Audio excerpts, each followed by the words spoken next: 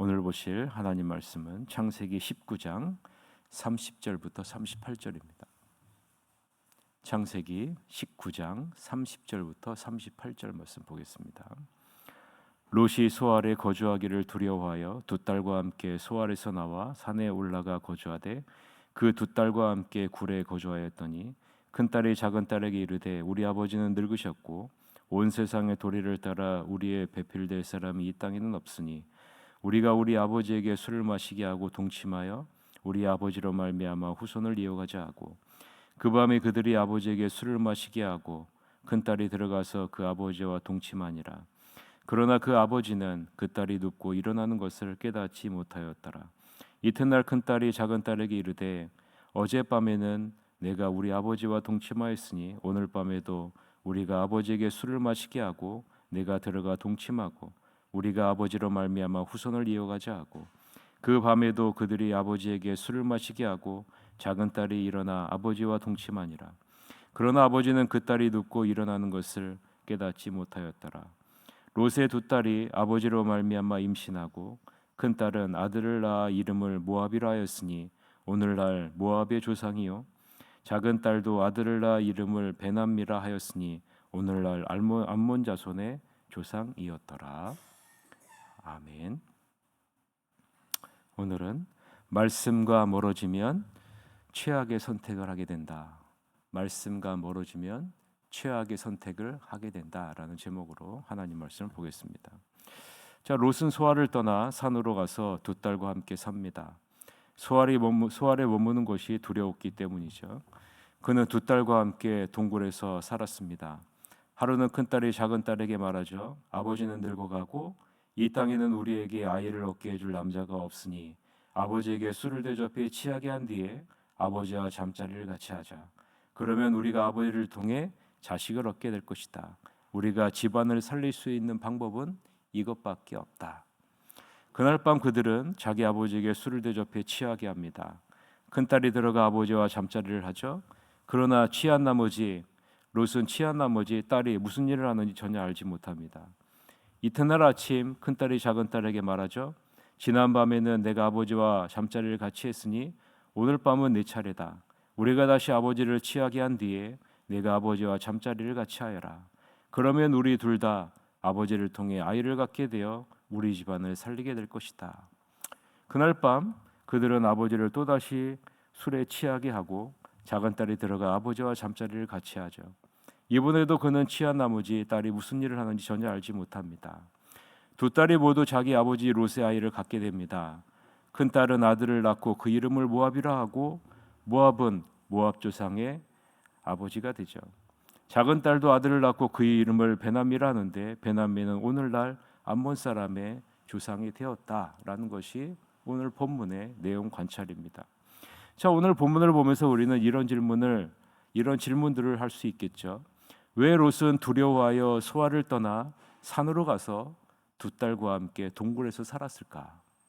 왜 롯의 두 딸은 아버지를 취하게 해서 아버지를 통해 자손을 얻으려 했을까? 왜 롯은 술에 취해 딸이 하는 행동을 깨닫지 못했을까? 이것이 의미하는 것이 무엇일까? 이렇게 낳은 두 아들이 이스라엘 민족에 대해 대대로 원수가 되는 모압과 암몬이 되었다는 사실에 어떤 의미가 있을까? 여러분은 무엇을 생각하게 됩니까? 등 여러분 여러 가지 많은 질문을 우리가 할 수 있겠죠. 그럼 한번 생각해 봅시다. 소알은요, 하나님이 정하신 피난처가 아닙니다. 소알은 롯 자신이 정한 피난처입니다.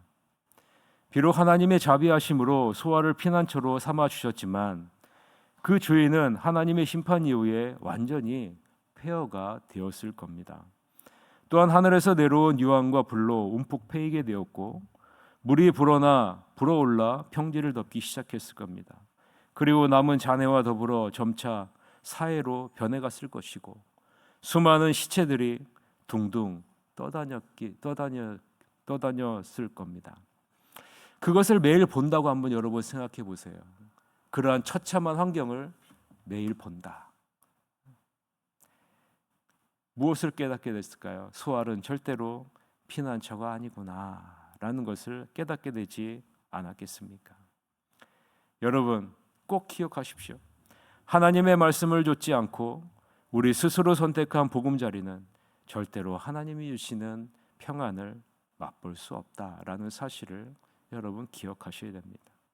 그래서 롯은 소알을 떠나 하나님이 지정하신 피난처, 즉 산으로 올라가 동굴에 거하게 된 것입니다.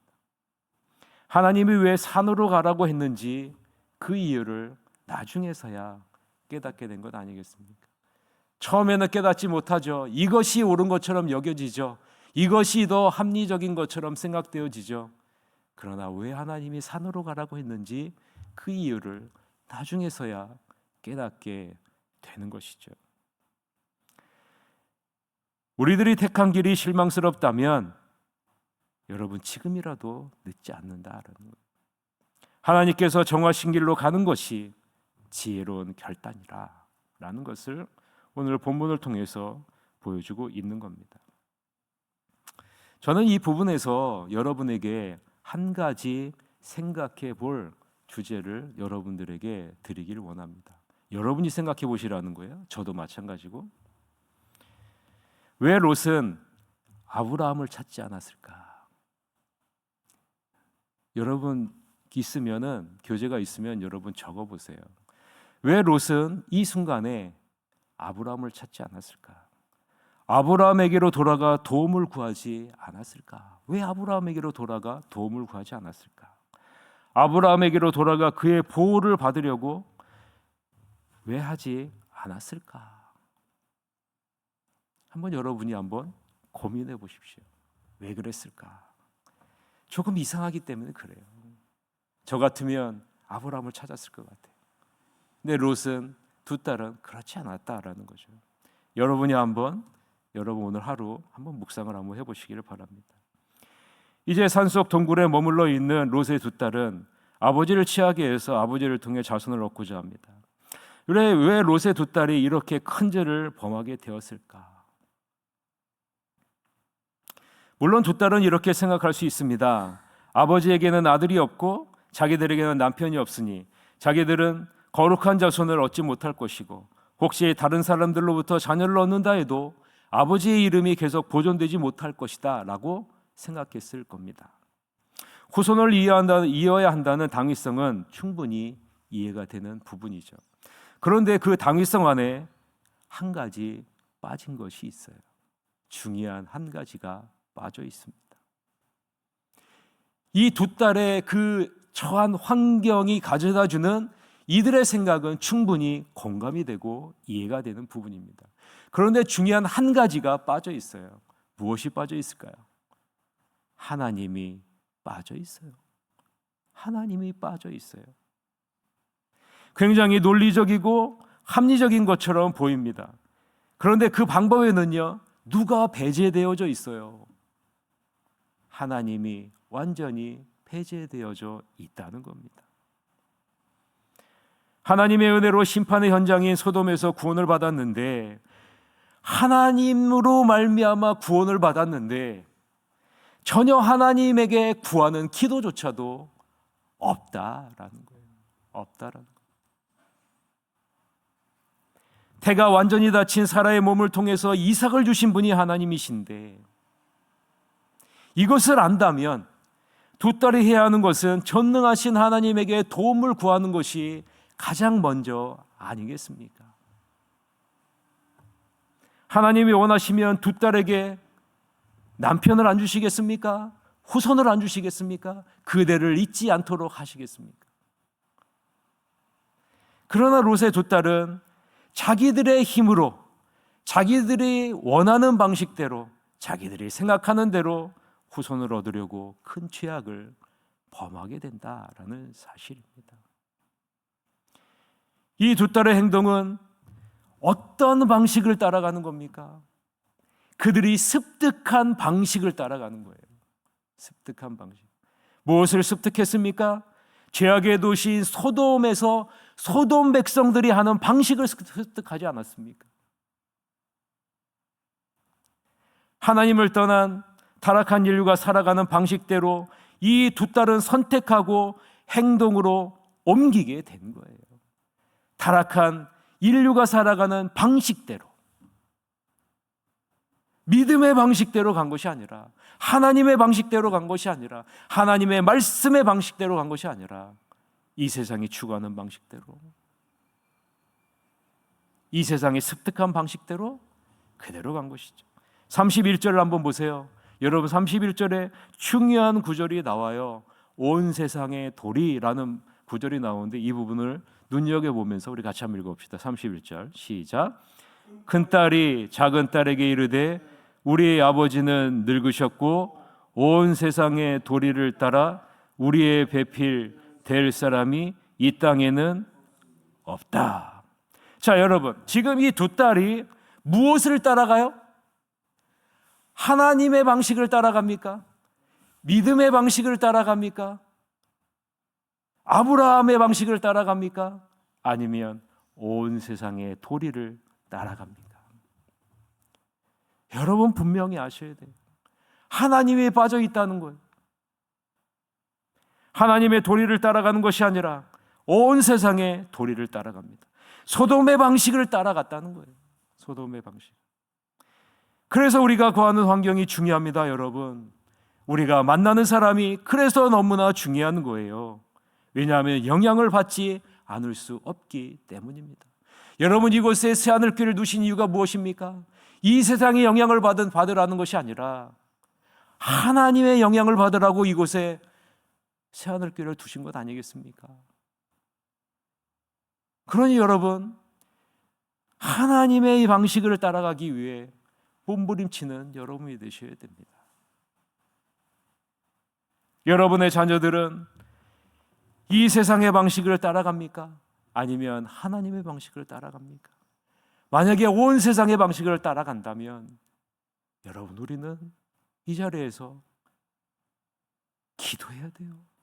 피눈물 나게 기도해야 됩니다. 이것을 바로 잡아야 줄 사람이 누굽니까? 아버지 롯 아니겠습니까? 이 세상의 도리를 따라가면 안 된다고 바로 잡아줘야 될 존재가 아버지 롯인데, 이 롯은 지금 무엇에 취해 있어요? 무엇에 충만해 있습니까? 술에 충만해 있어요. 술에 취해 깨닫지 못하게 되었다는 것은 술을 통해 자기의 통제력과 도덕성과 신앙이 완전히 마비되었다는 것 아니겠습니까? 롯이 맨정신으로 이렇게 하나님의 도우심을 구해함에도 불구하고 롯은 영적으로 도덕적으로 둔감해 있고 하나님으로 충만한 것이 아니라 이 세상의 것으로 술에 충만한 인생을 살아가고 있는 것 아니겠습니까? 하나님의 영으로 충만해야 될 우리들이 술에 충만한 인생으로 살아간다면 여러분, 하나님이 얼마나 마음이 아프시겠습니까? 오늘 본문을 보면서 저는 참 놀라지 않을 수가 없습니다. 하나님의 심판으로 유황과 불로 멸망받는 소돔의 방식을 따라 죄악을 범한 롯의 두 딸은 전혀 죄책감이 보이지 않아요. 그 안에는요, 전혀 죄책감이 없어요. 두 딸의 한번 모습을 보세요. 전혀 죄책감이란 찾아볼 수가 없어요. 누구 어디에서 찾아볼 수 있는 겁니까? 소돔의 사람들에게서 찾아볼 수 있는 것 아니겠어요?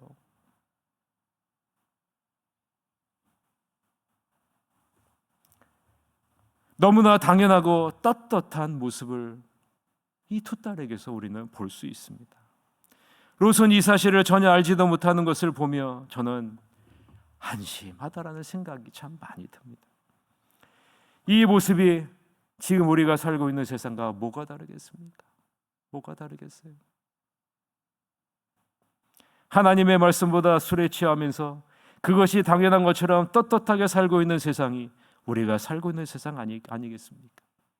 하나님의 방법보다 이 세상의 방식대로 살면서 너무나도 당연하다고 생각하는 것이 이 세상의 모습 아니겠습니까? 여러분, 우리는 절대로 그러면 안 된다라는 것. 우리는 성령의 충만함을 받아 성령의 열매를 맺고 이 세상의 빛과 소금으로 부르심을 받은 존재라라는 사실을 여러분 놓치시면 안 됩니다. 이 세상이 추구하는 술에 취해 술이 이끄는 대로 가면 안 된다라는 것입니다. 하나님의 말씀을 따라 사는 존재로 부르심을 받은 자들이 우리인데, 이 세상의 방식대로 내 생각대로 나아간다면 우리는 절대로 하나님이 기뻐하시는 열매를 맺을 수가 없는 겁니다. 어떤 열매가 맺혀집니까? 하나님을 대적하는 열매들이 맺혀지는 것 아니겠습니까? 보세요. 롯의 두 딸이 취한 소돔의 방식의 결과, 하나님을 떠난 타락한 인류가 살아가는 방식을 따라간 결과가 무엇입니까? 하나님의 백성을 대적하는 대표적인 민족인 모압과 암몬이 이 두 딸의 선택의 결과로 나타나지 않게 되었습니다. 말씀을 맺겠습니다. 칼빈은 이렇게 말합니다. 하나님께 전적으로 맡기며 신중한 판단을 내릴 수 있는 마음을 달라고 기도할 때 하나님께서는 그 상황에서 무엇이 타당하고 무엇이 옳은가, 무엇이 필요한가를 적절히 가려낼 수 있는 지혜를 공급하신다. 다시 한번 중요한 거예요. 칼빈은 이렇게 얘기합니다. 하나님께 전적으로 맡기고 신중한 판단을 내릴 수 있는 마음을 달라고 기도할 때 하나님께서는 그 상황에 무엇이 타당하고 무엇이 옳은가, 무엇이 필요한가를 적절히 가려낼 수 있는 지혜를 반드시 주신다. 그래서 경건한 마음으로 하나님의 섭리를 기다려야 되는 겁니다. 기도하면서. 하나님께서는 성도가 믿음의 방식으로 대처할 때 피할 길을 열어주시기 때문입니다. 바울이 뭐라고 말합니까? 로마서 10장 13절에 사람이 감당할 시험 밖에는 너희가 당한 것이 없나니 오직 하나님은 미쁘사 너희가 감당하지 못할 시험 당함을 허락하지 아니하시고 시험 당할 즈음에 또한 피할 길을 내사 너희로 능히 감당하게 하시느니라. 여러분, 이 하나님이 우리의 하나님입니다. 아무쪼록 성도는 믿음의 방식을 따라야 한다는 사실을 잊지 마시고 하나님의 말씀을 늘 가까이에서 하나님의 뜻을 따라가는 믿음의 사람이 되시는 여러분이 되시기를 주님의 이름으로 간절히 축원합니다. 다 같이 한 가지 기도 제목을 놓고 기도합시다. 하나님, 어떤 어려움이 닥쳐도 세상의 방법이 아닌 믿음의 방식을 따라 하나님의 뜻을 따라 살아가는 믿음을 갖게 하여 주시옵소서. 하나님께 전적으로 맡기고 신중한 판단을 내릴 수 있는 마음을 달라고 하나님께 기도하는 우리들이 될 수 있도록 이끌어 주시옵소서라고 우리 다 같이 1분 동안 통성으로 기도하시러 갖도록 하겠습니다. 기도하시겠습니다.